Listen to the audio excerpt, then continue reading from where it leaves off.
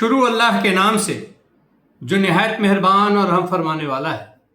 मेरे प्यारे भाइयों, आज जिस समस्या से पूरी दुनिया जूझ रही है और उसके समाधान करने के लिए तरह तरह से प्रयास किए जा रहे हैं, बावजूद इसके ये समस्या रुक नहीं रही है, बल्कि समस्या बढ़ती चली जा रही है। आखिर वो समस्या क्यों बढ़ रही है, समस्या है क्या और उसका निदान कैसे हो सकता है, आज हम लोग उस पर चर्चा करेंगे और उसे समझने की कोशिश करेंगे। आज पूरी दुनिया की सबसे बड़ी समस्या यह है कि भेदभाव बढ़ता चला जा रहा है।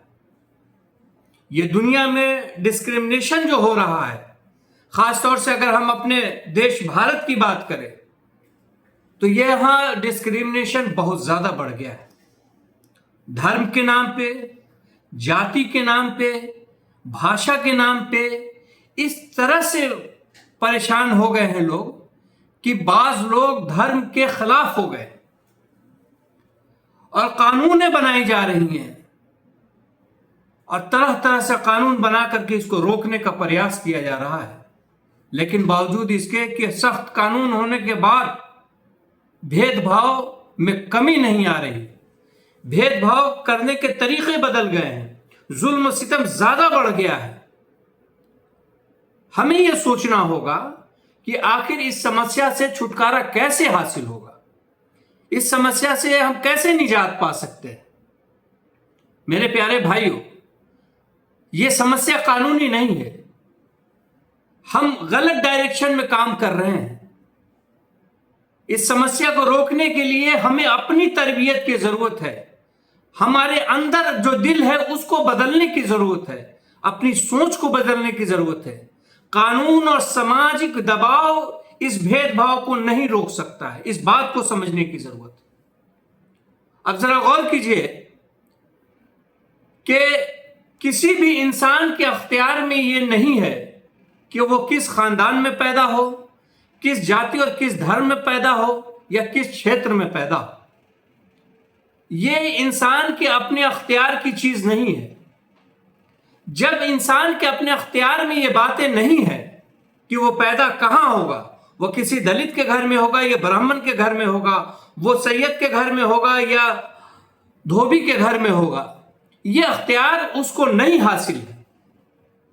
और जब ये अख्तियार किसी इंसान को हासिल नहीं है तो इस बुनियाद पर उसके साथ जुल्म क्यों किया जाए, उसके साथ भेदभाव क्यों हो, उसके साथ डिस्क्रिमिनेशन क्यों हो, इसे समझने की जरूरत है। यह समस्या जो हमारे समाज की बनी हुई है और जितने तरह के एनजीओज हैं, जितने तरह के ऑर्गेनाइजेशन इस पर काम कर रहे हैं, आप गौर करेंगे तो देखेंगे कि बड़े बड़े एनजीओज बने हुए हैं और काम कर रहे हैं, लेकिन बावजूद यह समाज से यह कुप्रथा मिट नहीं रही है, खत्म नहीं हो रही। इसके पीछे का कारण क्या है? कारण यह है कि हम गलत सिमत में, गलत डायरेक्शन में काम कर रहे हैं। जिस डायरेक्शन में हमको काम करना चाहिए था उस डायरेक्शन में काम न करके हम गलत डायरेक्शन में काम कर रहे हैं। हम असेंबली से, पार्लियामेंट से कानून बना रहे हैं, हम पुलिस और प्रशासन के जरिए इसे लागू करना चाह रहे हैं, हम सजा दे रहे हैं, हम सामाजिक दबाव बनाने का प्रयास कर रहे हैं, लेकिन जो काम हमें करना चाहिए वो काम नहीं हो रहा। वो काम क्या है? हमारा हृदय परिवर्तन करना चाहिए। ईश्वर का आदेश अगर आप देखें तो ईश्वर अल्लाह रब्बुल इज्जत कुरान मजीद में फरमाते हैं कि हमने तुमको सिर्फ मिट्टी से पैदा किया और तुम सब एक ही माता पिता के संतान हो, और हमने तुमको कबीलों और खानदानों में बांट दिया ताकि तुम्हारा परिचय हो, आपस में तुम एक दूसरे को जान पहचान सको। लेकिन हमने क्या किया कि उसको अपनी आइडेंटिटी के लिए जिसको ईश्वर ने बनाया था उसकी आइडेंटिटी को छोड़ करके हमने डिस्क्रिमिनेशन का काम शुरू कर दिया। यह समस्या है हमारी। हमें हर इंसान को इंसानियत के, मानवता के आधार पर देखना होगा। कोई इंसान न बड़ा है न छोटा है, आप गौर करें, मोहम्मद सल्लल्लाहु अलैहि वसल्लम के जमाने में आप अगर देखेंगे तो वहां भी डिस्क्रिमिनेशन था, कई तरह की थे। लेकिन अल्लाह के रसूल मोहम्मद सल्लल्लाहु अलैहि वसल्लम ने जो व्यवस्था दी, उस व्यवस्था में किया कि अबू लहब जो आपका खुद चचा था, अबू जहल तो अरब का था, इन लोगों को तरजीह देने की बजाय आपने फारस के सलमान फारसी रजी अल्लाह अन्हु को और हबशा के गुलाम को तरजीह दी, हजरत बिलाल रजी अल्लाह अन्हु को तरजीह दी। ये था वो निजाम जो आपने कायम किया। अच्छा, ये डिस्क्रिमिनेशन जो सामाजिक तौर पे या हमारे अंदर से हो रहा है, तो इसको जाहिर सी बात है कि हम जब तक अंदरूनी रूप से इसको बदलने का प्रयास नहीं करेंगे, हम नहीं समझेंगे कि इसमें कोई दलित के घर में पैदा हो रहा है तो इसमें इसका कोई कसूर नहीं है, बल्कि यह भी इंसान है और उसको वही राइट्स, अधिकार प्राप्त हैं जो हमें है। इस आधार पे कि कोई कहीं पैदा हो जाए, कोई कहीं श्रेष्ठ हो जाए, नहीं, ऐसा नहीं है। ईश्वर के नजदीक अगर कोई श्रेष्ठ है तो इस बुनियाद पर हो सकता है कि वो ईश्वर से कितना डर रखता है। किसी भी क्षेत्र, भाषा, लिंग, जाति की बुनियाद पर आप नहीं कह सकते हैं कि यह श्रेष्ठ है। कर्म के अनुसार आप उसको श्रेष्ठ मानिए कि इसका लोगों के प्रति आदर भाव है। बाकी उनका तमाम तरह से देखेंगे कि उनके जो राइट्स हैं, उनके जो मानव अधिकार हैं, वो उनके भी वही हैं जो हमारे हैं। लेकिन अगर यही व्यवस्था सरकार करे, यही काम डिस्क्रिमिनेशन का अगर सरकार करे, तब क्या हो? आप सोचिए कि ऐसी व्यवस्था, ऐसा समाज, क्या हमारे समाज प्रोग्रेसिव हो सकता है? क्या एक बड़ी आबादी को हम भेदभाव करें और कहें कि हमारा देश प्रगति कर जाए? क्या यह पॉसिबल है? हरगिज नहीं। जब तक समाज में शांति, सुकून नहीं रहेगा, समाज का उत्थान और समाज का डेवलपमेंट नहीं हो सकता है, देश की प्रगति नहीं हो सकता है।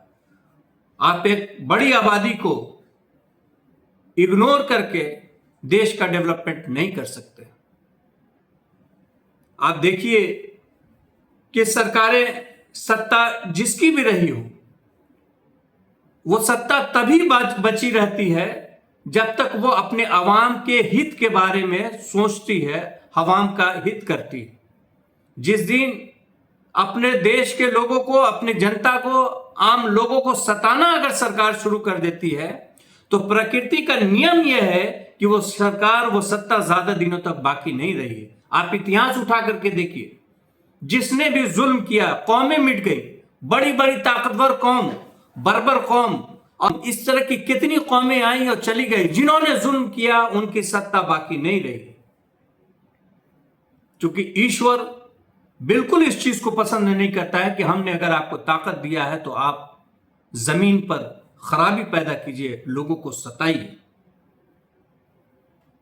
सत्ताधीश का काम यह है कि लोगों के साथ न्याय करे, लोगों को इंसाफ दे, डिस्क्रिमिनेशन न करे, भेदभाव न करे, सभी जनता के साथ अच्छे व्यवहार से पेश आए, उनका डेवलपमेंट करे, उनको साथ इंसाफ का रवैया अख्तियार करे।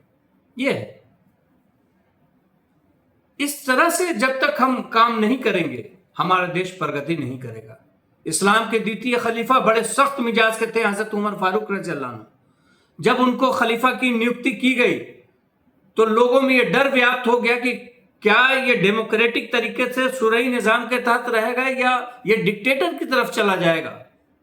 काफी दहशत थी, काफी सख्त मिजाज थे।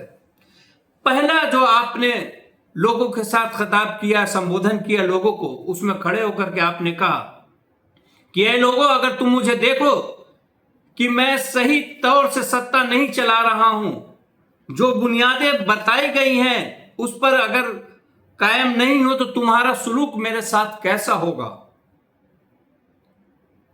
उसमें से, सभा में से एक आदमी खड़ा होता है और कहता है कि हम आपको तीर की तरह सीधा कर देंगे।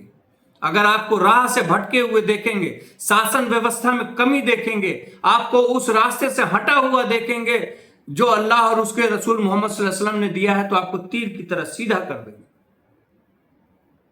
ये है वो शूरई निजाम, वो है ये डेमोक्रेसी, जहां बादशाह के मुंह पर, खलीफा के मुंह पर, देश के प्रधानमंत्री के मुंह पर उसकी आलोचना की जाए, उसे एहसास दिया जाए, दिलाया जाए कि आप जो काम कर रहे हैं वो देश हित में नहीं है, जनता के हित में नहीं है। सबसे बड़ा संघर्ष, सबसे बड़ा स्ट्रगल रसूलुल्लाह सल्लल्लाहु अलैहि वसल्लम से किसी ने पूछा, ए अल्लाह के रसूल सल्लल्लाहु अलैहि वसल्लम, सबसे बड़ा जिहाद क्या है? आप सल्लल्लाहु अलैहि वसल्लम ने फरमाया कि सबसे बड़ा जिहाद यह है कि जालिम बादशाह के सामने हक बात कही जाए। आप सोचिए कि कैसे इंसान को प्रगति करेगा।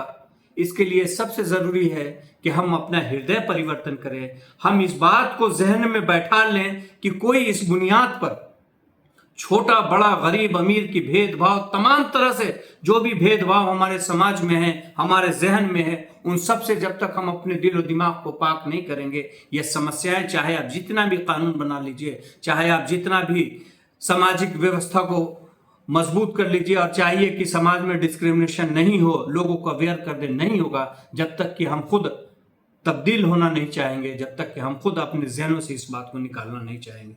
बहुत बहुत शुक्रिया, बहुत बहुत शुक्रिया।